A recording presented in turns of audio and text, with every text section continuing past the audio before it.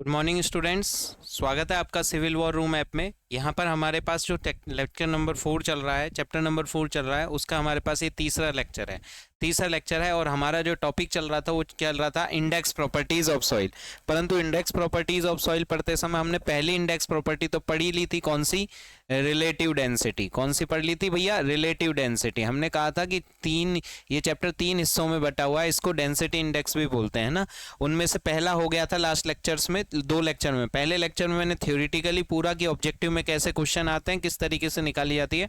और second lecture में हमने क्या देखा था, उसको लैब में निकालते कैसे हैं, वीडियो के साथ देखा था कि किस तरीके से हम फनल मेथड हो सकता है या ट्यूब मेथड से मिनिमम डेंसिटी और वाइब्रेटिंग टेबल पर रखकर हम मैक्सिमम क्या निकाल सकते हैं, वॉइड रेशियो निकाल सकते हैं। ठीक है, तो रिलेटिव डेंसिटी हमारा कवर हो गया है। आज हम पढ़ेंगे दूसरी बेसिक हमारे पास इंडेक्स प्रॉपर्टी, जो कि बहुत इंपॉर्टेंट है। और वो कौन सी है हमारे पास? लिखेंगे दूसरी, सेंटर हेडिंग डालेंगे, पेज अलग कर लो, पार्टिकल साइज डिस्ट्रीब्यूशन करो। पार्टिकल साइज डिस्ट्रीब्यूशन करो। पार्टिकल साइज डिस्ट्रीब्यूशन कर्व है, इसकी मदद से हम निकालते हैं। ठीक है, इसको एक और नाम से बोलता है क्वेश्चंस में, grain size distribution curve.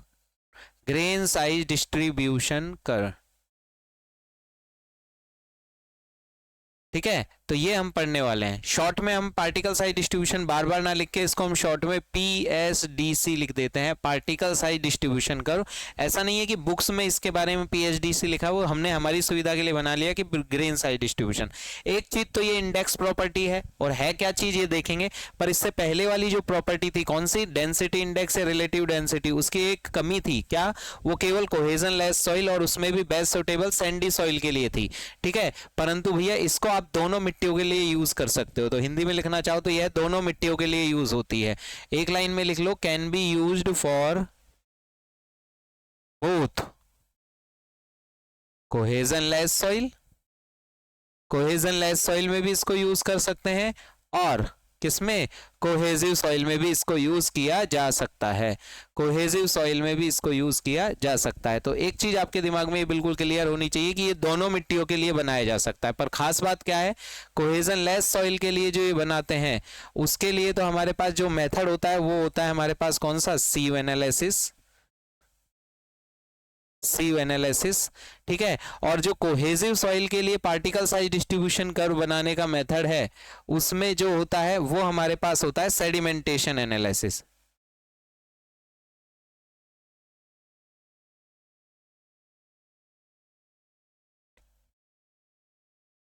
Sedimentation analysis. Sedimentation analysis. तो आपको भी इसी तरीके से याद करना है क्या, कि भैया पार्टिकल साइज डिस्ट्रीब्यूशन कर्व दोनों मिट्टियों के लिए बनाया जा सकता है। कौन कौन सी मिट्टियों के लिए? कोहेजन लेस सॉइल के लिए भी और कोहेजिव सॉइल के लिए भी, दोनों मिट्टियों पर बनाया जा सकता है। अब यहाँ पर सीव एनालिसिस जो होता है, उसके लिए जो कोड स्पेसिफाई है वो है IS 460। पहला पहला जो आया था वर्जन, वो था हमारे पास 1962, फिर 85 में भी आया। लेटेस्ट इसका जो वर्जन चल रहा है वो चल रहा है 2020। कौन सा चल रहा है? 2020। तो IS 460 के तहत हम मिट्टी में सीव एनालिसिस करते हैं, किसके लिए?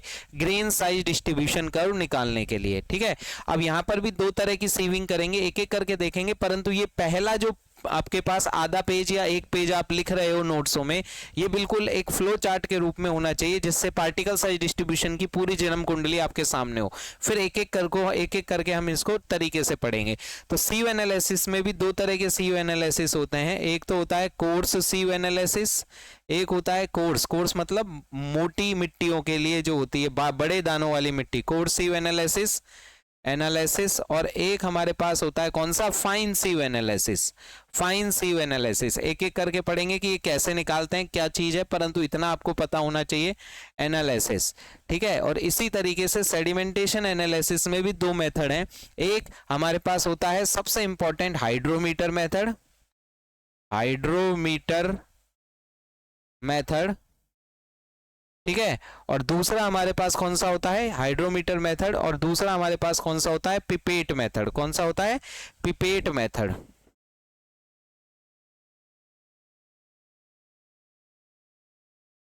ठीक है, तो इन सब मेथड्स को एक एक करके पढ़ेंगे। उनमें से हाइड्रोमीटर मेथड बहुत इंपॉर्टेंट है, बहुत इंपॉर्टेंट है, और हमारे पास सीव एनालिसिस भी इंपॉर्टेंट है, और इनकी मदद से पार्टिकल साइज डिस्ट्रीब्यूशन कर्व बनाया कैसे जाता है वो देखेंगे। तो बेसिक इंट्रोडक्शन में आप इतना रखेंगे कि ये है। अब basically particle size distribution curve, curve का मतलब कोई ना कोई ग्राफ की बात हो रही है, तो ये है क्या चीज, इसकी एक परिभाषा के रूप में या फिर इसके कंसेप्ट के रूप में आप नोट्स आगे बढ़ाएंगे, आगे की तरफ मतलब इस लाइन के नीचे लिखेंगे।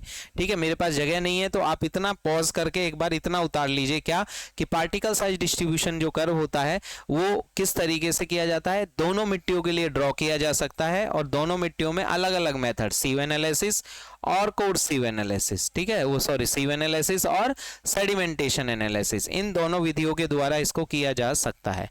पॉज कर लीजिए वीडियो को और नोट्स बना लीजिए, साथ के साथ आप नोट्स बनाते जाएं, आगे चलते हैं। ठीक है, तो यहां तक आपने अगर नोट्स बना लिए हैं तो आगे चलते हैं। एक बार ग्रेन साइज डिस्ट्रीब्यूशन कर्व या पार्टिकल साइज डिस्ट्रीब्यूशन कर्व के नीचे, आप इस लाइन के नीचे लिखना, मेरे पास जगह नहीं है तो मैंने दोबारा इसको रफ किया है, देन आगे की तरफ चल रहे हैं। तो यहां पर देखिए भैया, पार्टिकल साइज डिस्ट्रीब्यूशन जो कर्व है, पार्टिकल साइज डिस्ट्रीब्यूशन कर्व है, वो पहला क्वेश्चन तो आपके दिमाग में ये क्लियर होना चाहिए कि किस किस के मध्य ड्रॉ किया जाता है। तो ये basically particle size distribution curve, जिसको शॉर्ट में हम ग्रेन साइज डिस्ट्रीब्यूशन कर्व बोल रहे हैं, ये बेसिकली किस किस मिट्टियों के बीच में ड्रॉ किया जाता है। एक बड़ा सा, ज्यादा बड़ा भी मत बनाना क्योंकि अभी हम ड्रॉ नहीं कर रहे, केवल इंट्रोडक्शन पार्ट है। तो इसमें हमारे पास एक तो ये कौन सा कर्व होता है, सेमी लॉग कर्व होता है, सेमी लॉग ग्राफ होता है। लॉग ग्राफ आपने पता होगा, आपको नहीं भी पता तो मैं वीडियो में दिखा दूंगा। सेमी लॉग कर्व होता है जिसमें वाई एक्सिस पर तो हम परसेंटेज फाइनर लेते हैं, परसेंटेज फाइनर लिए जाते हैं, फाइनर, फाइननेस अलग चीज है, फाइनर अलग चीज है, और एक्स एक्सिस पर लॉग स्केल पर, लॉग 10 बेस पर पार्टिकल का साइज लिया जाता है, वो भी किसमें, एमएम में, एमएम में। ये जो है ये पार्टिकल साइज है, जो भी मिट्टी है उसका पार्टिकल साइज है। पार्टिकल साइज निकालने की दो विधियां हैं। कोहेजन लेस सॉइल के लिए तो हम छलनियों से निकाल सकते हैं, जो सीव साइज होगा उसी को पार्टिकल साइज मान लेते हैं, और जो हमारे पास कोहेजिव सॉइल है उनमें सेडिमेंटेशन एनालिसिस की मदद से निकालते हैं। अब ये कर्व ड्रॉ होता है, उसके हिसाब से इसकी शेप आती है, और वो जो शेप आती है उसके बेसिस पर हम क्या कर सकते हैं, इसको अलग अलग मिट्टियों के बारे में हम जानकारी ले सकते हैं कि ये मिट्टी वेल ग्रेडेड है या फिर यूनिफॉर्म है या गैप ग्रेन है, जो भी XYZ है वो हम आगे पढ़ेंगे। पर ऑब्जेक्टिव का पहला चीज आपको दिमाग में बिल्कुल फिक्स होनी चाहिए कि भैया जो पार्टिकल साइज डिस्ट्रीब्यूशन कर्व है किस किस के मध्य खींचा जाता है।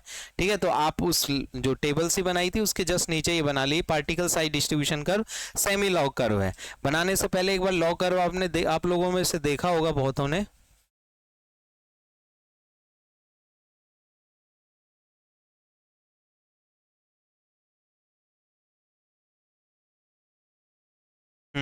सीन 2 पे ले जाता हूं, और आप देखिए यहाँ पर इस तरीके का ग्राफ होता है, वो सेमी लॉग कर्व होता है। इसमें देखिए वाई एक्सिस पर तो सिंपल जैसे आप कर्व बनाते आए, मेरे कर्सर को देखो, जैसे आप कर्व बनाते आए वैसे ही कर्व है, परंतु एक्स एक्सिस पर ये देखिए लाइन पहले तो दूर दूर, कोई सा भी एक उठा लो, पहले तो दूर दूर दूर दूर है, फिर धीरे धीरे धीरे धीरे क्या होती जा रही है, पास पास पास पास पास पास होती जा रही है। ठीक है, तो इस वाले कर्व को देखिए लिखा भी हुआ है semi log paper, semi log paper है, और उसमें साइकिल 1/10 है, 1/10 की पावर 3 का साइकिल है, यानी कि 1/1000 का साइकिल चल रहा है। अब ये क्या बीमारी है, इसको कैसे करते हैं वो हम यहाँ देखेंगे दोबारा से। तो सेमी लॉग कर्व में क्या होता है, ये तो सिंपल स्केल पर होता है जैसा हमारे पास होता है, तो ये तो सिंपल स्केल पर होता है जैसे हम ग्राफ बनाते आ रहे हैं बचपन से, और ये जो कर्व है ये हमारे पास क्या होता है, हजार हजार के गैप में होता है। तो आप अगर यहाँ से चालू करते हैं 10 की पावर -6 से पार्टिकल साइज लेते हैं और लगातार बढ़ते हैं, तो हमारे पास 1 मतलब धीरे धीरे आप बढ़ाते जाओ, 1000 से गुणा करो, फिर अगले 1000 से गुणा करो, फिर 1000 से गुणा करो। तो इस तरीके से सेमी लॉग ग्राफ होता है, और हम ढंग से देखेंगे। परंतु क्या होता है, पार्टिकल साइज डिस्ट्रीब्यूशन कर्व ये पता लग गया। अब परसेंटेज फाइनर कैसे निकाली जाती है और पार्टिकल साइज कैसे निकाला जाता है ये देखेंगे। तो सबसे पहले हमारे पास पार्टिकल साइज डिस्ट्रीब्यूशन कर्व में दो मेथड पढ़ाए थे। एक मेथड लिखिए आप, कौन सा, सीव एनालिसिस। कौन सा लिखे मेरे साथ साथ, सीव एनालिसिस। जब मैं बोर्ड पर मिटाऊं तो इस वीडियो को थोड़ा फास्ट फॉरवर्ड कर लीजिएगा जिससे कि आपका समय बचे। ठीक है, तो अब हम सेंटर हेडिंग डाल देते हैं, क्या, सीव एनालिसिस, सीव एनालिसिस। अब देखिए भैया, जो सीव एनालिसिस की बात करें तो यहां पर हमने कहा था इसका कोड आप याद रखेंगे कितना, IS 460। सन याद रखने की जरूरत नहीं है, लेटेस्ट वर्जन जो है वो 2020 का है। वैसे 1900 अपने पास कितने का था, 62 का था। उसके बाद 85 में भी रिवाइज हुआ है ये, ठीक है। तो अपने पास कोड की ज्यादा जरूरत आपको पड़ेगी नहीं, क्योंकि उसमें सीयू किस तरीके से होती है वो उसका कुछ मैं यहाँ पर आपको जो ऑब्जेक्टिव में क्वेश्चन आते हैं वो आपको आने चाहिए। क्या कि सीयू एनालिसिस करने के लिए जो आपने ऐसे लिख रखा है कोर्स सीयू एनालिसिस, तो सब वो लिख रखा है, तो उसके से पार नहीं पड़ेगी, दोबारा लिखेंगे कोर्स सीयू। और कौन सी है भैया यहाँ पर, फाइन सीयू, ठीक है। कोर्सिव और फाइन सीव, ई और लगा लेना, ठीक है। कोर्सिव और फाइन सीव। तो ये कोर्सिव एनालिसिस होती है, तो इसमें 4 नंबर जो छलनी है, 4 नंबर ऑफ सीव यूज की जाती है, 4 छलनियों का सेट यूज किया जाता है, सीव सेट यूज किया जाता है। जबकि फाइन सीव एनालिसिस होती है, इसमें 7 नंबर ऑफ सीव्स यूज की जाती है, सीव्स यूज की जाती है। तो याद रखना ऑब्जेक्टिव में फाइन सीव एनालिसिस करते समय 7 छलनियों का सेट होता है, और जो कोर्स सीव एनालिसिस कर रहे हैं सॉइल मैकेनिक्स की बात हो रही है यहाँ पर, फाइननेस मॉडुलस और भी निकालते हैं, वो भी सीव एनालिसिस से निकालते हैं, वो कंक्रीट में पढ़ा जाता है, परंतु हम उसके बारे में भी जानकारी देख लेंगे। पर पहले हमारे मुद्दे का आदमी दूसरी basic index property particle size distribution curve की बात हो रही है, ठीक है। ये एनालिसिस पढ़ने से पहले जो पुराना आपको याद है कौन सी, ग्रेवल, उससे छोटी कौन सी होती है, सैंड, फिर इसके नीचे काफी ऐड करके फिर लिख रहा हूं मैं यहाँ पर सिल्ट, और फिर हमारे पास होती है कौन सी, क्ले। फिर कौन सी होती है, क्ले। तो 2 माइक्रोमीटर से छोटी, 2 माइक्रोमीटर से छोटी अगर है तो हमारे पास उसको तो क्या कहते हैं, क्ले। 2 माइक्रोमीटर से, मेरे साथ बोलते जाओ, 75 माइक्रोमीटर तक की है उसको क्या बोलते हैं, सिल्ट। और भैया 75 माइक्रोमीटर के बाद अगर यहाँ की बात करें सैंड, तो सैंड कितनी होती है, 75 माइक्रोमीटर से लेके 75 माइक्रोमीटर से लेके कहां तक का साइज होता है बताओगे जरा आप, 4.76 mm, ठीक है। तो ये हमारे पास 4.76 mm तक का जो साइज होता है। तो सैंड जो होती है बेसिकली उसमें भी 3 तरह के क्लासिफिकेशन है जो आपको आने चाहिए। कौन कौन से, एक तो होती है कौन सी, फाइन सैंड, एक होती है फाइन सैंड, एक होती है मीडियम सैंड, एक होती है मीडियम सैंड। ये जोन वगैरह नहीं है, जोन कंक्रीटिंग में करते हैं मीडियम सैंड। और एक हमारे पास कौन सी होती है, कोर्स सैंड। कौन सी होती है भैया, कोर्स सैंड, ठीक है। और ग्रेवल जो होती है उसका तो आपको पता ही है, 7.76 से लेके mm से लेके कितने mm तक, 80 mm, 80 mm तक का पार्टिकल साइज होता है, वो ये होता है। तो भैया 75 माइक्रोमीटर से लेके 75 माइक्रोमीटर से लेके 425 माइक्रोमीटर तक की अगर कोई छलनी के साइज है, मिट्टी का साइज है, तो वो फाइन सैंड कहलाती है, ठीक है। और इसकी प्रॉपर्टी सिल्ट से बहुत ज्यादा मिलती जुलती है, ये दोनों बहने की तरह काम करती है, बहने का मतलब पक्की दोस्त है। जैसी प्रॉपर्टी इसकी होगी फाइन सैंड की, वैसी ही सिल्ट की भी होती है। फिर मीडियम सैंड की बात करें तो मीडियम सैंड जो होता है वो 425 mm से लेके, सॉरी माइक्रोमीटर से लेके 2 mm तक की जो रेंज होती है वो होती है। और 2 mm से लेके वही 4.76 mm जो है उसमें हमारे पास जो साइज होगा वो कौन सा होगा, हमारे पास 4.76, सॉरी 4.76 नहीं, 4.75 है ना, सॉरी 75 होगा ना, 4.75 mm, ठीक है। तो ये हमारे पास क्या है, पार्टिकल साइज है, ग्रेवल का साइज है 4.75 है, 76 कहां से आ गया। चलो आगे चलें। तो ये 4 छलनियों का सेट यूज किया जाता है। अब छलनियों का सेट किस तरीके से यूज होता है ये आपको मैं एक बार वीडियो में दिखा देता हूं। अपन स्क्रीन नंबर 2 पर जाएं तो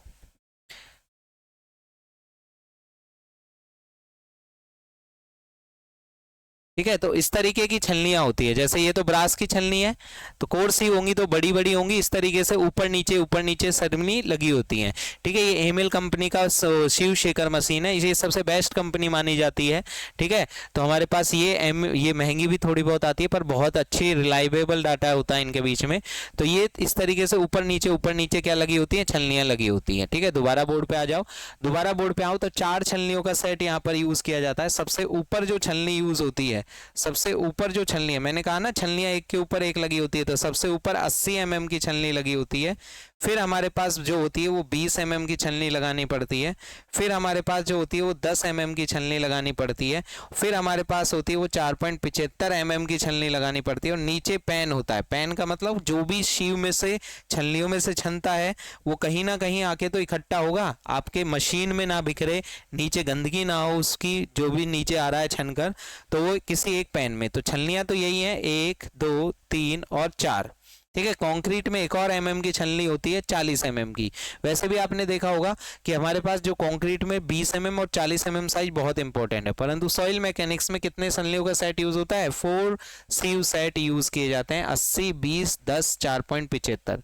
ठीक है। और जो छलनी होगी वो बेसिकली किस तरीके से होती है? इस तरीके से उसमें वायर मैश होती है और उनकी जो ओपनिंग होती है वो ये होती है, इस तरीके से होती है। तो अगर एक ओपनिंग को मैं बाहर लूं तो ये बेसिकली कैसी ओपनिंग होती है? स्क्वायर ओपनिंग होती है। कैसी ओपनिंग होती है? स्क्वायर।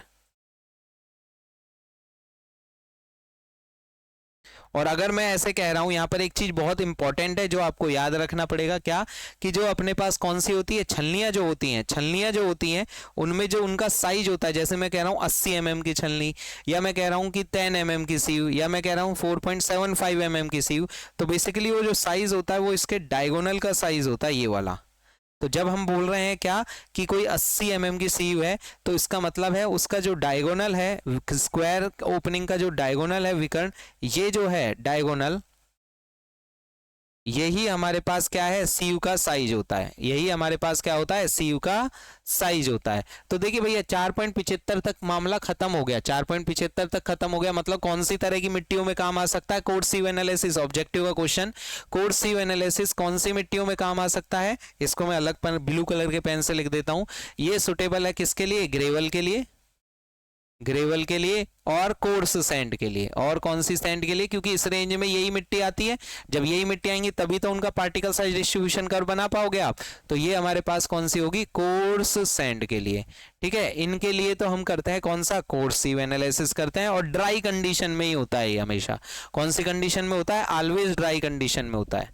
ड्राई कंडीशन में ही होता है। ये सारे ऑब्जेक्टिव के क्वेश्चन है जो आपको आने चाहिए। ठीक है। डायगोनल साइज जो होता है, जो सीव होता है, वही हमारे पास डायगोनल जो होता है वही सीव साइज कहलाता है। जैसे 80 है तो 80 डायगोनल होना चाहिए। ठीक है। ये अमेरिका में जो छलनियां होती हैं उनको बेसिकली किससे व्यक्त किया जाता है? उनको बेसिकली व्यक्त किया जाता है नंबर से। नंबर से व्यक्त किया जाता है। तो जो हमारे पास कौन सी की है, कुछ है जो आपको याद रखनी है, जैसे कि 4.75 की छलनी को 4 नंबर की छलनी बोला जाता है। आगे की बात और करेंगे अपन, परंतु ये चीज आपको याद है, वो मैं लिखा दूंगा जब क्वेश्चन वगैरह आएंगे नोट में। परंतु ये एक चीज तो याद हो गई, कौन सी की भैया? छलनियों का जो सेट होता है वो। ठीक है। दूसरा हमारे पास क्या होता है, यहां पर अगर 7 छलनियों का सेट बनाए, कौन सी सीव एनालिसिस में? फाइन सीव एनालिसिस में, तो सबसे ऊपर जो होगा वो कौन सी की होगी? 4.75 के बाद कौन सी आ रही है हमारे पास? 2 कौन सी आ रही है? 2 फिर उसके ऊपर नीचे 1 की छलनी होगी। 1 की छलनी के बाद होती है 600 माइक्रोमीटर की, फिर होती है हमारे पास 425 माइक्रोमीटर की, फिर हमारे पास होती है 212 माइक्रोमीटर की, और फिर हमारे पास होती है कितनी? 150 माइक्रोमीटर की, और सबसे नीचे कितनी होती है? 75 माइक्रोमीटर की।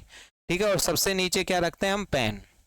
पेन वही बुरादा वगैरह जो है हमारी मशीन पर ना फैले या फिर कहीं ना फैले। तो ये हमारे पास कितने नंबर हो गया? 1, 2, 3, 4, 5, 6 और 7। तो इन छलनियों को ऊपर नीचे रखा जाता है, जैसे अभी अभी आपने वीडियो में देखा कि किस तरीके से रखा जाता है। दोबारा से अगर मैं आपको दिखाऊं तो सीन 2 पे चलते हैं, और ये देखिए आपके पास ये छलनियां जो हैं, इन छलनियों में सॉइल सैंपल रखा जाता है और उनको फिर सीव शेकर मशीन पर छाना जाता है। और पूरा का पूरा जो टेस्ट है उसमें कुछ नहीं करना, बस आपको क्या करना है? सीव शेकर मशीन को ऑन कर देना है और सीव शेकर मशीन उनको छानेगी। ठीक है। 10 से 15 मिनट तक की सीव शेकिंग इस तरीके से होती है, देखो वीडियो में। तो ऊपर नीचे रखते हैं, मिट्टी का सैंपल भरते हैं सबसे ऊपर की में, नीचे नीचे पैन होता है। ठीक है। जिससे मशीन पर कूड़ा कचरा बाहर नीचे नहीं फैले, और इस तरीके से ये सीव शेकिंग करके अच्छे से हमारे पास क्या किया जाता है?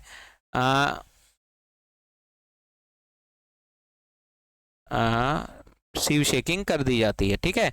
तो दोबारा से आ जाते हैं। तो सीव एनालिसिस करते समय हम सैंपल लेते हैं, कोड सीव एनालिसिस करते हैं तो ज़्यादा बड़ा सैंपल लेते हैं, फाइन सीव एनालिसिस करते हैं तो 1-8 किलो का सैंपल होता है, यहाँ पर 3-4 किलो का भी सैंपल यूज होता है। ठीक है। तो ये छलनियाँ लगाकर और कैसे किया जाता है और क्या आता है वो तो बात की बात है, पर ये बताओ फाइन सीव एनालिसिस कौन कौन सी रेंज को कवर कर रही है? एक तो मीडियम सैंड, फाइन सैंड। कौन सी रेंज को कवर कर रही है? मीडियम सैंड और फाइन सैंड। तो ये किसके लिए यूज होती है? मीडियम सैंड, और कौन सी सॉइल के लिए? Fine sand. फाइन सैंड, इन दोनों के लिए इसको यूज किया जाता है। तो मीडियम सैंड और फाइन सैंड के लिए सीव एनालिसिस को यूज किया जाता है। अब इसकी मदद से सीव एनालिसिस कर लिया, मान लो सैंपल ले लिया, और इसकी मदद से कैसे पार्टिकल साइज डिस्ट्रीब्यूशन का ड्रॉ करना होता है उसके लिए हम एक क्वेश्चन ले लेते हैं और क्वेश्चन के हिसाब से आंसर करेंगे। तो पहले तो मैंने जो ये बनाया है यहाँ पर ये, और एक चीज और लिख लेना, फाइन सीव एनालिसिस जो होती है वो ड्राई कंडीशन में भी होती है, ड्राई कंडीशन में भी की जाती है, और कौन सी कंडीशन में भी की जा सकती है, वेट कंडीशन में भी की जा सकती है, क्योंकि फाइन सैंड होती है उसको पानी की मदद से भी ढोला जाता है। तो वेट सीव एनालिसिस भी होता है, वेट ड्राई और वेट दोनों मेथड से की जाती है। वेट मेथड में साइज हमेशा थोड़ा सा ज्यादा आता है ड्राई की तुलना में, ठीक है, थोड़ा ज्यादा आता है ड्राई की तुलना में। तो वीडियो को पॉज कर लीजिए और ये नोट्स जो है सारे के सारे आपके पास आ जाएंगे। मैं देख पा रहा हूँ कि स्क्रीन पे शायद ये नहीं दिख रहा, तो ये 4.75 से 80 mm का पार्टिकल साइज होता है। और जो सैंड होती है उसमें हम बाइफर्केशन कर रहे हैं 3 तरह के, कौन कौन से, कोर्स सैंड, मीडियम सैंड और फाइन सैंड। तो मेरे ख्याल से आपको ये चीज समझ में आ रही होगी। उतार लीजिए फटाफट से, वीडियो को पॉज कर लीजिए और जो भी स्क्रीन पर लिखा हुआ है एज इट इज आप अपने नोट्सों में ऐड कर लेना।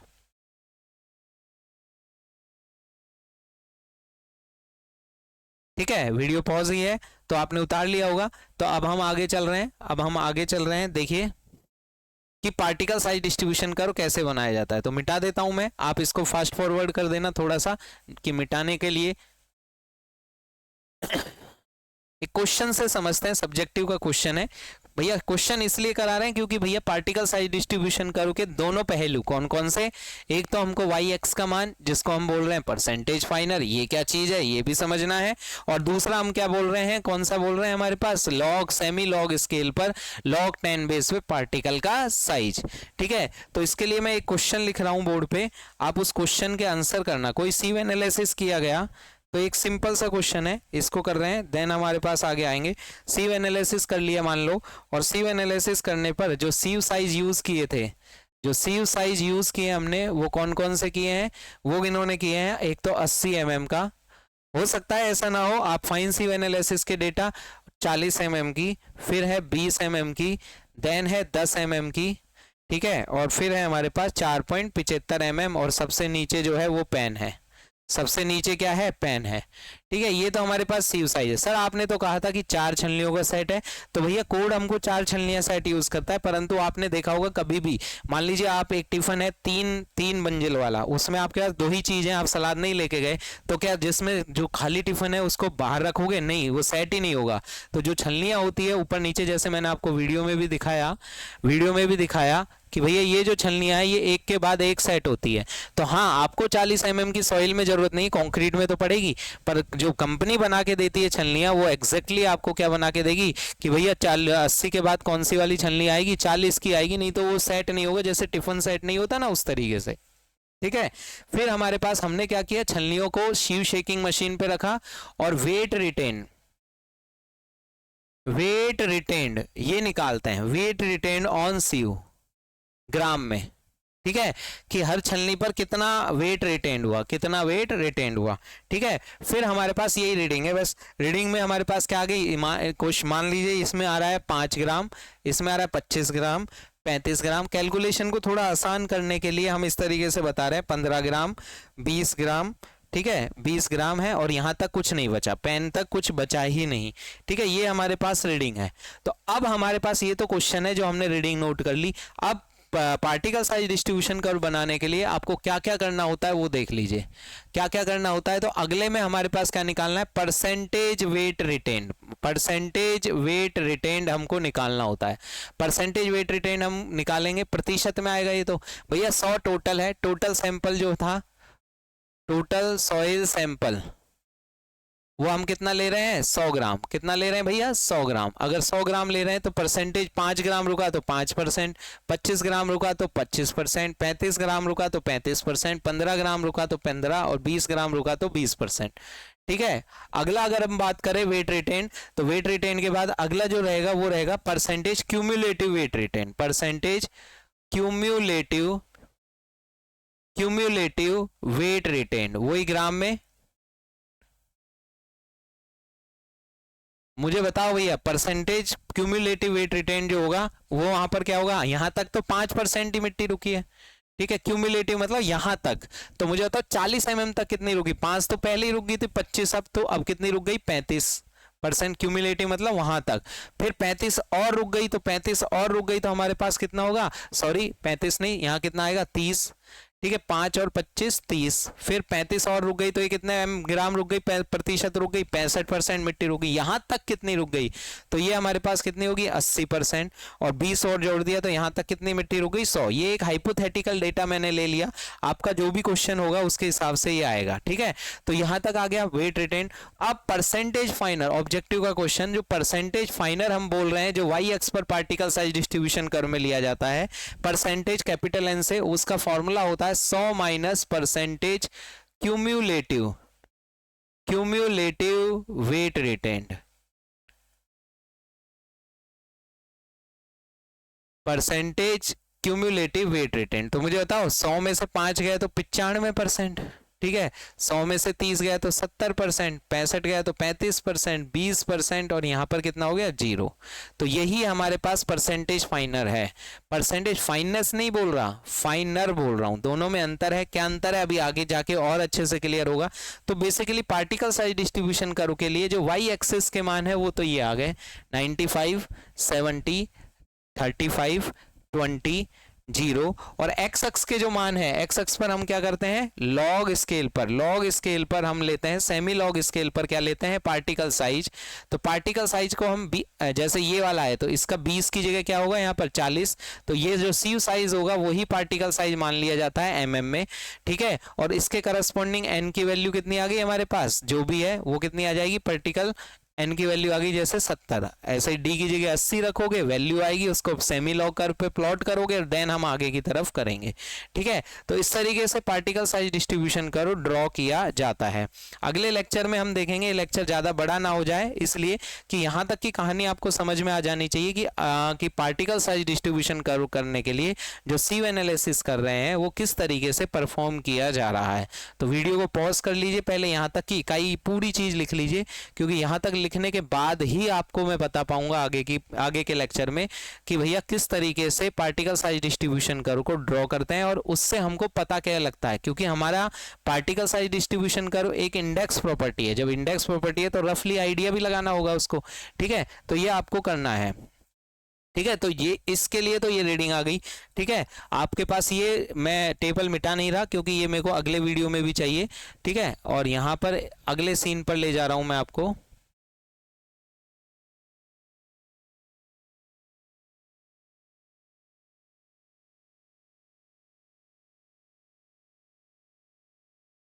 तो वीडियो में देखिए, आप यहाँ आ जाइए। तो देखो, अब आप क्या करना, घर पे बैठ के इसी तरीके की टेबल खुद से बनाना। ठीक है, टोटल सॉइल मास जैसे इसमें कितना लिया हुआ है, इस वीडियो में 900 ग्राम लिया है, और सीव कौन सी ली हुई है, ये वाली 20 10। ये आप कह रहे हो कोर्स और फाइन दोनों का सेट एक साथ बना दिया है ना, इन्होंने एक साथ बना दिया particle size distribution. Coarse sieving कौन सी मिट्टी है, तो कोर्स सीविंग, फाइन है, और अगर मिक्सचर है तो दोनों को लेना पड़ेगा। तो परसेंटेज रिटेन ये आया। हमने जो डेटा दिया था वो हाइपोथेटिकल था, परंतु ये कोई प्रैक्टिकल का डेटा है जो निकल के आया है। ठीक है, तो इसके हिसाब से बाकी टेबल की ये गणना जो है वो आप इसको उतार लो एक बार, और यहाँ पर ये देखिए गणना है जो खुद से करो रफ में। वो परसेंटेज फाइनल कैसे निकलता है, 100 माइनस क्यूमुलेटिव वेट रिटेन। ठीक है, उससे निकलता है। उसके बाद क्या किया जाता है, इन्हीं रीडिंगों को प्लॉट किया जाता है। इन्हीं रीडिंगों को क्या किया जाता है, प्लॉट किया जाता है। किस पर, सेमी लॉग कर्व पर। इस तरीके से रीडिंग ली, यहाँ पर स्केल मान लिया और इस तरीके से प्लॉट किया, और ये कोई भी कर्व आ गया। अब ये कर्व की शेप जो होती है ये बड़ी इंपॉर्टेंट है, और इस कर्व की मदद से दो पैरामीटर निकालते हैं, एक होता है CU यूनिफॉर्मिटी कोफिशिएंट, और एक होता है कौन सा, CC। उसकी हम चर्चा करेंगे, और इस तरीके से ये दिखने में कोई कर्व होता है। समझ में आ रहा है? अगर यहाँ तक की कहानी आपको अगर समझ में आ गई है तो अगला लेक्चर तुरंत ही आप देख लेना, जिससे कि आपको चीजें समझ में आए। ठीक है, तो ये है हमारा एक लेक्चर। यहाँ पर हम यहीं पर ही विराम दे रहा हूँ इस लेक्चर को। क्यों? क्योंकि 30 मिनट से ज़्यादा का लेक्चर होने के बाद बोरियत भरा हो जाता है। तो अपने पास अगले लेक्चर में चलेंगे और वहाँ पर हम इसको पूरा डिटेल में देखेंगे। ठीक है जी, चलिए, धन्यवाद।